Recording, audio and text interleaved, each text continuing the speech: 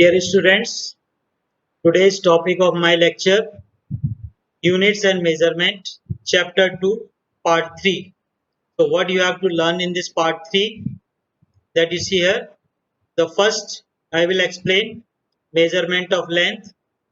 After that, measurement of large distances by parallax method. Then, measurement of size or angular diameter of an astronomical object. At last, estimation of molecular size of oleic acid by using the Avogadro's method. So one by one I explain. So first one is measurement of length. So the order of the distances varies from 10 to the power minus 14 meter radius of nucleus to 10 to the power 25 meter, that is the radius of universe. So the distances ranging from 10 to the power minus 5 meter to 10 to the power 2 meter can be measured by direct methods, which involves comparison of distance or length to be measured with the chosen standard length.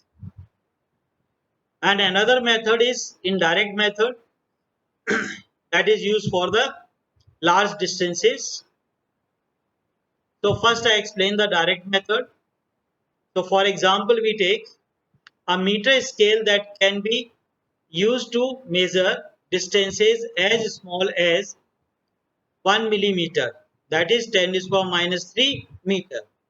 So with the help of the scale that we can measure the minimum distance, that is 1 mm, which is equal to 10 to the power minus 3 meter. So this is the least value that we can measure by the meter scale.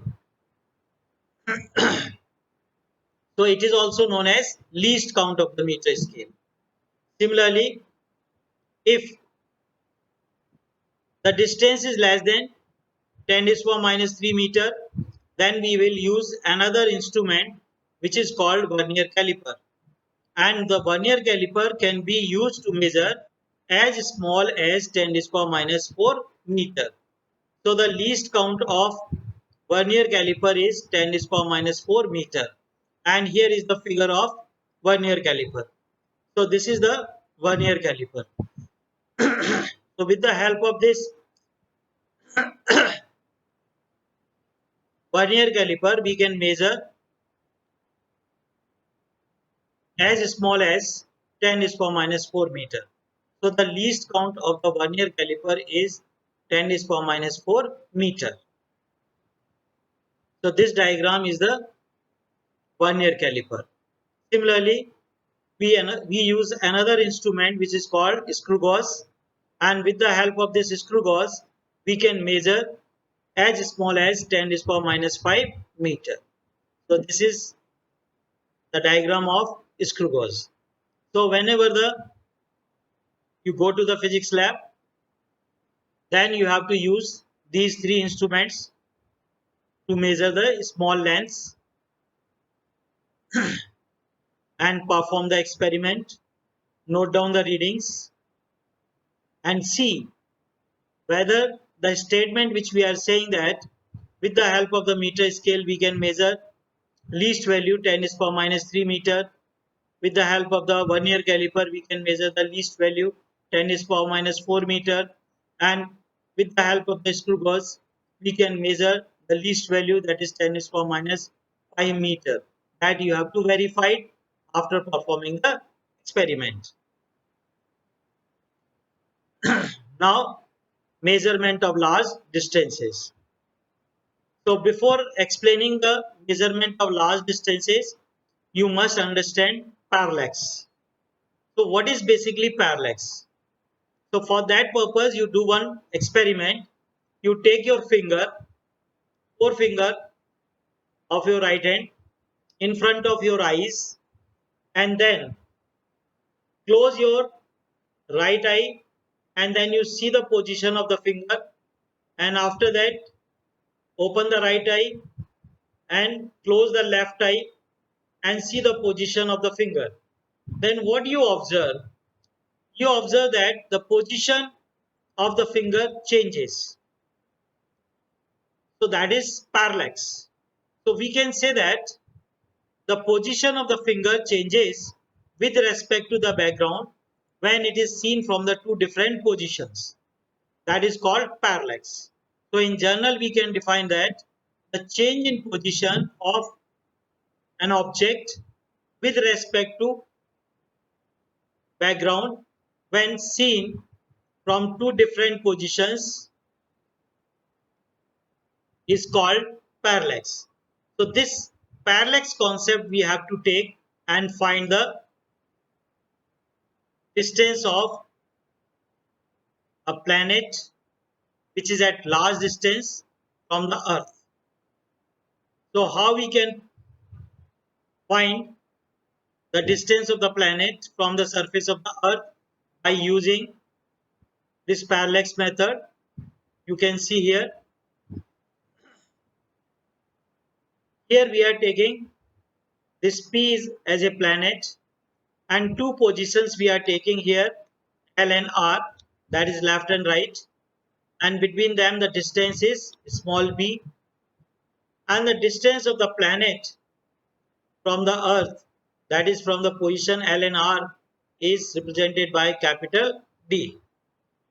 So first what we have to do, we place an astronomical telescope at position L and focus towards the planet. When the image of the planet becomes clear in the astronomical telescope, and then we take the same astronomical telescope onto the another position which is represented by capital R, and again focus towards the planet and see the clear image of astronomical of the planet in astronomical telescope. Then you find out this angle theta with the help of astronomical telescope. And since B upon D, this ratio B upon D, this is very less, that is less than 1, then in that case this theta angle which we are saying parallax angle or parallactic angle, that also becomes very small. So in that case this LR distance can be taken as arc. So by using the definition of the angle theta equal to arc upon radius, so we can define it and use this concept of the angle, and theta equal to LR upon capital D, arc upon radius, and LR is small b, and PL or PR, which acts as the radius, is capital D. So from here this capital D equal to B upon theta. So the B is the distance between the two positions on the surface of earth, and theta is the angle that we can find with the help of astronomical telescope. So this is about the parallax method for measuring the large distance, that is the distance of planet from the earth.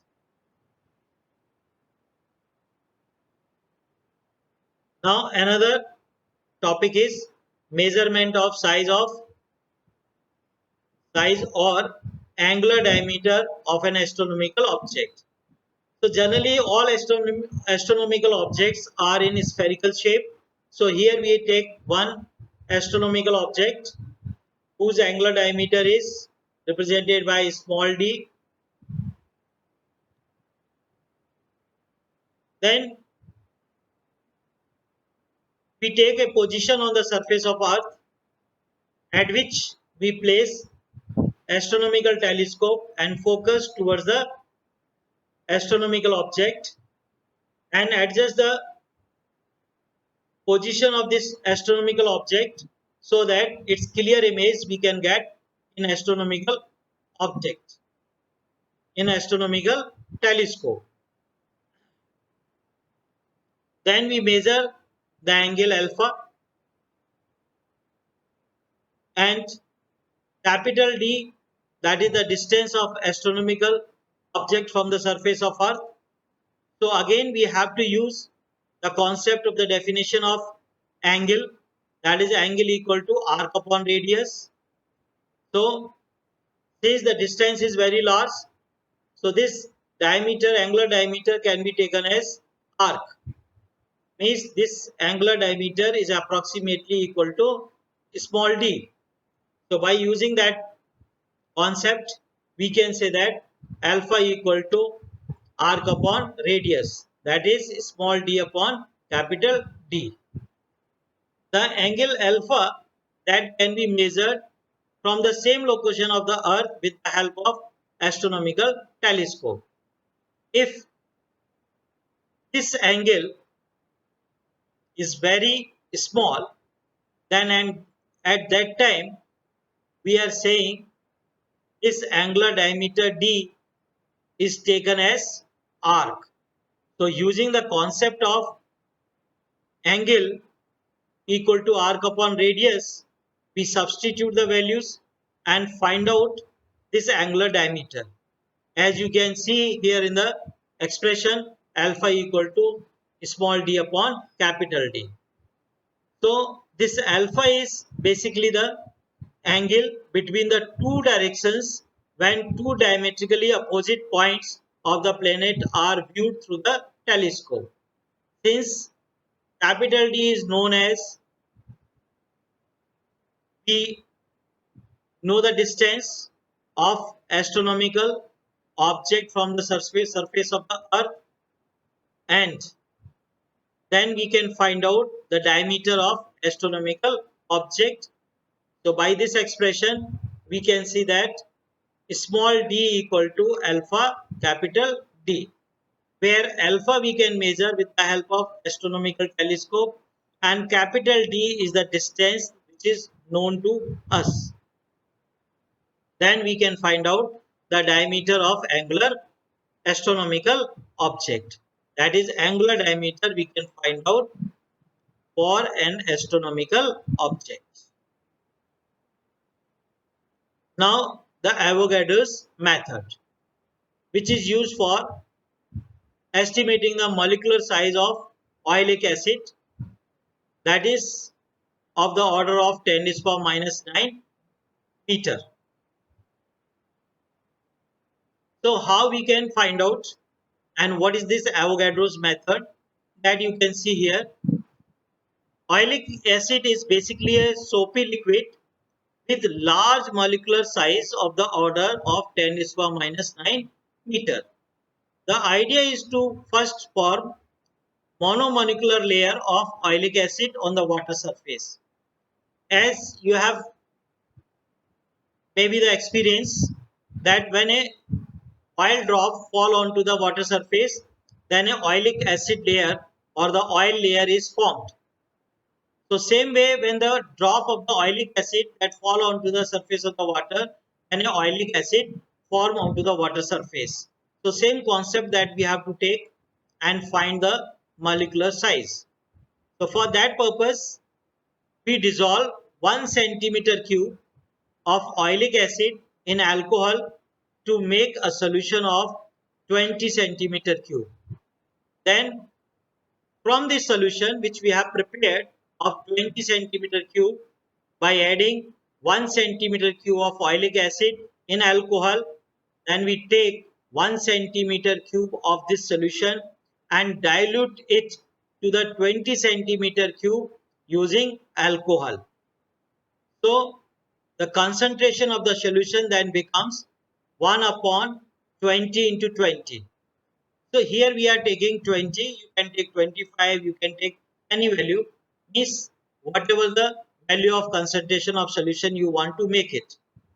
So the concentration of this solution is 1 upon 20 into 20 centimeter cube of oleic acid per centimeter cube of the solution. Now the next what we have to do, we lightly sprinkle some lycopodium powder on the surface of the water in a large trough, and we put 1 drop of this solution in water. Then the oleic acid drop spreads into a thin, large, roughly circular film of molecular thickness on water surface.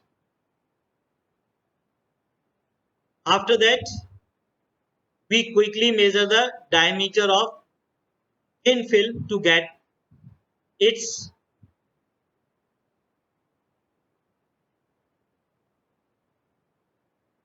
area, capital A, that we can find with the help of a tracing paper and graph paper. Now suppose we have drop and drops in the water, then initially we determine approximate volume of each drop, say V centimeter cube. Then the volume of n drops of the solution, that becomes n V centimeter cube. Then the amount of oilic acid in this solution becomes, as we already calculated the concentration of this solution, and that you multiplied by the volume of n drops, that will give you the amount of oilic acid in this solution. So it is NV within bracket 1 upon 20 into 20 centimeter cube. Now this solution of oilic acid spread very fast on the surface of water and form a very thin layer of thickness T. If this spread to form a film of area A centimeter cube, then the thickness of the film, that is T equal to volume of the film divided by area of the film. And then we can write this equation like that: small t equal to, because the volume of the film is NV within bracket 1 upon 20 into 20, substitute this value, and the area of the film that we are representing by the capital A. So the thickness of this film becomes small t equal to NV upon 20 into 20 into a centimeter. If we assume that the film has monomolecular thickness,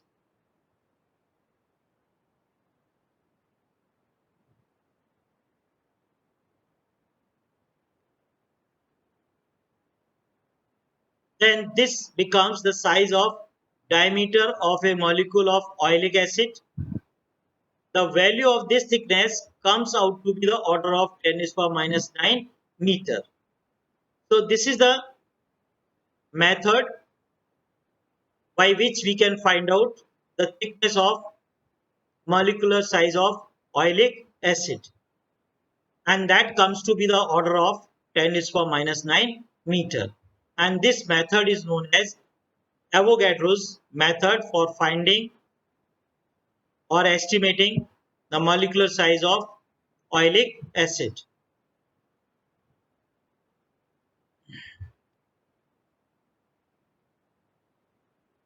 If you like my video, then like it, subscribe, press the bell icon, stay safe, stay healthy, learn physics by staying at home with my YouTube channel. Thank you and have a nice day.